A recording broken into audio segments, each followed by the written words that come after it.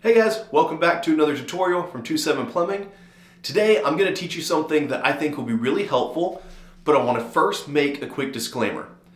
Most, if not all of the tutorials that I've made so far are ones that I would call DIY friendly jobs.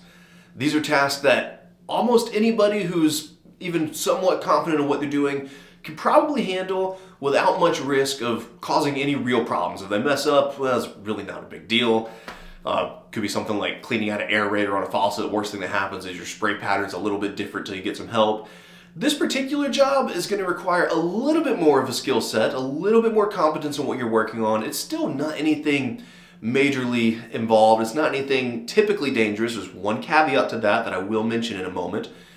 And if you mess up, you're not in significant, huge ordeal, provided you have at least 2 sinks in your home. This job, what we're going to discuss today, is how I like to clear out a bathroom sink drain. A very common call that I will get is for someone who tells me, hey, my bathroom sink is not draining slowly. The husband will typically say, yeah, it's my wife's, she has long hair. The wife would typically say, it's my husband's, he shaves all the time. It's pretty much universal, no matter which gender you are. You're probably going to end up with this some point in time. Personally, it happens to my sink at home more than to my wife's. I shave. She happens to have short hair, so not really much of an issue for her, but it does happen in mine, and that's the one we'll be working on today, though mine's not in horrible shape right now. You'll still get the feel for how it works. Now, if something were to go wrong here, the worst case scenario is going to be that, as far as putting you in a bind, is going to be that you'll no longer be able to use this sink until you can get a plumber out to finish putting it back together or address whatever problem may have happened. So keep that in mind. If you're in a small home and this is your only bathroom sink and it's really going to be a bind if this occurs, just decide for yourself as if it's really worth making this effort. Most plumbers, such as myself, if it's a simple job like what you're about to see, it's just going to be the cost of a service fee. So usually nothing too extreme, too involved to address it and make it right if you don't want to get involved with it. However, if you want to save yourself some time, save yourself some money, this is a great way to do it. Another reason that problems could occur, another thing that can go wrong. Sometimes when dealing with older pop-up assemblies, that's what we'll be working with today. When you go about this process, if you have a rod that's holding your stopper in place, if that rod is old and has already been disintegrating, which you usually won't know until it happens, there are times it'll just finish disintegrating upon this process, and though you can still put it back together and it won't leak, you won't be able to plug your sink properly until you either replace it or look at some other solutions. There's a couple different ways we can do that, DIY friendly. That will be a video for a later time. So that said, the one way this could become dangerous that you want to be aware of is whether or not you have put down any kind of drain cleaning chemicals before you've attempted this method. If you have done so, please proceed with extreme caution or simply give this job to a professional and let them know you've used the drain cleaning chemicals. Chemicals in the drains are typically bad for your piping, but more importantly, if you were to get them onto yourself, you can get some serious burns, putting you in the hospital. I don't want to be responsible for that happening to you because you've watched my video, so I am sincerely pleading with you, if you have used drain cleaning chemicals and you choose to do this job, please proceed with caution. Use proper safety equipment. I don't want you to get hurt.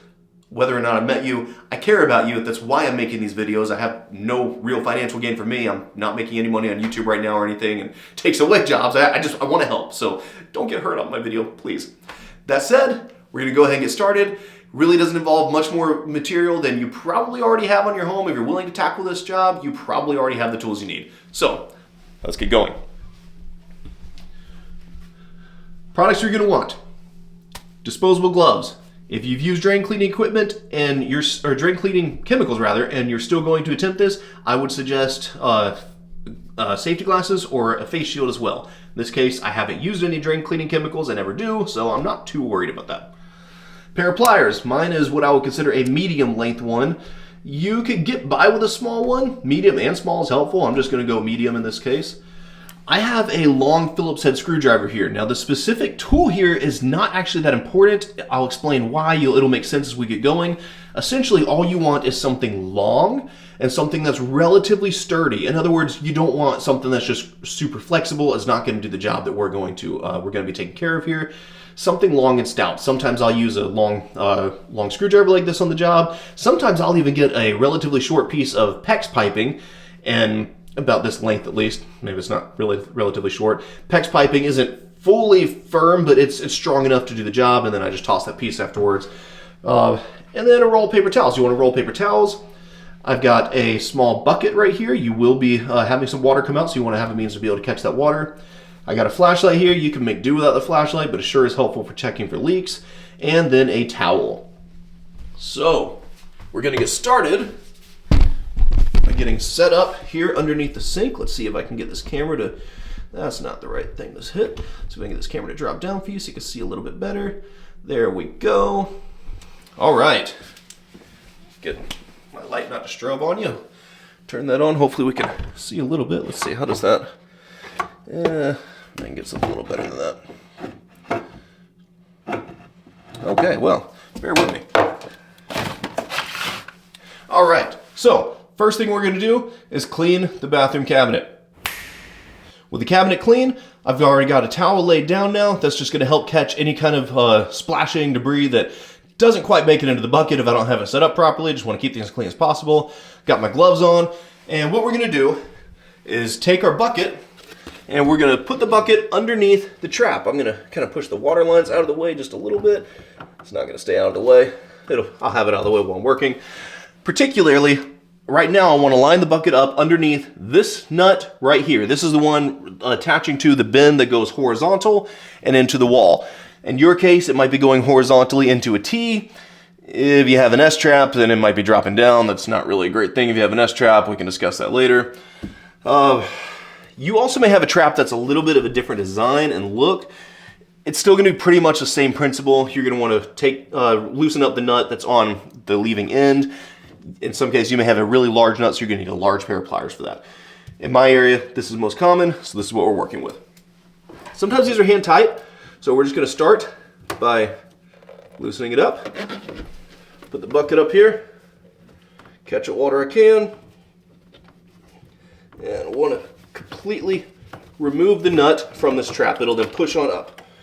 Next, holding on to the trap so that it doesn't just drop when you get to the point where it's loose. There's a lot of water still in here, and if it drops, it's going to splash everywhere. We're going to remove the top nut. I don't know if you can, you can just see that in the video. So we got the nut here. In this case, in some cases, this may be your only one. This may be what attaches to the pop-up assembly. In many cases, such as mine, we have an extension. Just take the top one, that's all you need. Hold on tightly to the trap, remove the top piece, and carefully drop it down, and then pour the contents into the bucket. Now, at that stage, you want to go ahead and just do a visual examination of your trap. It's okay if it's discolored, but you want to make sure that it's pretty open. In my case, I'm not going to put on camera. It's kind of gross because it is discolored, but it is clear in the trap. They usually are. So next up, I think I'm going to attempt to take the camera off here, perhaps. Let's see. See if you can see a bit better this way. So what I'm going to do on the back of the pop-up assembly, I have this nut right here. Maybe it can come into focus. Perhaps not. There we go. I think that's a focus. We got this nut right here. This is holding our actual pop-up in place. We're going to loosen that up. Sometimes, in this case, I'm able to get it on my fingers. Sometimes I need a pair of pliers on it. Where are they going to pull this rod? Once you got the nut completely loosened, pull the rod, and this will come out. In this case, I actually have some debris here on the rod. I'm just going to use my hand to get them with the gloves and get that relatively cleared out. So we got a little discoloration forming there. I'm not too worried about replacing this one. This is at my personal house. I'll replace it when it actually gets bad. Really not the point it needs to be done yet.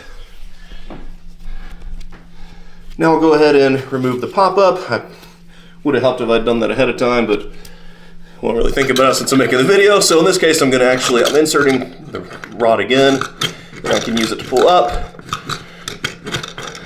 And that one to work too well. You can also use a razor knife. There we go, got it up just a little bit. Let's see if I can do this one-handed while holding the camera. Just get my thumbnail under there and pull it on out. Set that to the side and let it fall back into the sink. There we go. Stay. Okay, we're just gonna go ahead and set that down right here. Okay, so here is where things get beautifully simple, and I'm trying to see if I can get the camera to balance a little bit so I can have a nice, I don't have my small tripod with me today, and the large one's not really helpful for this. There we go. So I'm gonna get some paper towels. I have these smaller Selecta sheets. So basically I'm getting the equivalent of one standard size, I believe. Yeah, about one standard size. I'm gonna just kind of fold it up a couple times. Something about like this. We want to be able to push it into here. Push this downwards, and then take, in my case, the screwdriver, whatever your item is that you don't mind getting a little bit dirty, and we're just gonna push. Meanwhile, we want the bucket to be just underneath, and watch what's gonna happen as we push. That paper towel, depending on how you fold it, may come out nice and easy, maybe a little bit stiff. You want it just stiff enough that it's really gonna be hugging the whole wall. It's not too difficult to get to that point.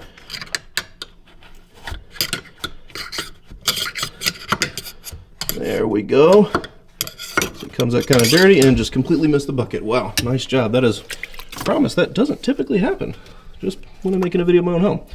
So now at this point, let's see if we can see down there. Yeah, so look at that. That is nice and open. That is usually all we need to get the line flowing. So this stage, we're gonna see if we can't, put this back up. Bear with me, I'm getting the camera back on the tripod. There we go. At this stage, we're gonna put things back together. So if we had any kind of buildup here, often you can just knock it into the bucket a bit harder than that, and it'll end up coming loose. You could also do the same thing though. You can get some paper towels, push it through, kind of work with it a little bit to get it through the bend, then pull it on out. It's not that expensive to pick up another trap if you really wanted to, but usually don't have to get quite that involved with it. So we're gonna put it back together. So what we're gonna do is push this end up first, and then we're actually gonna work with this back nut. I found it's easier to work with the back nut first, so kind of just line it up, get that nut to start spinning, get it to thread on.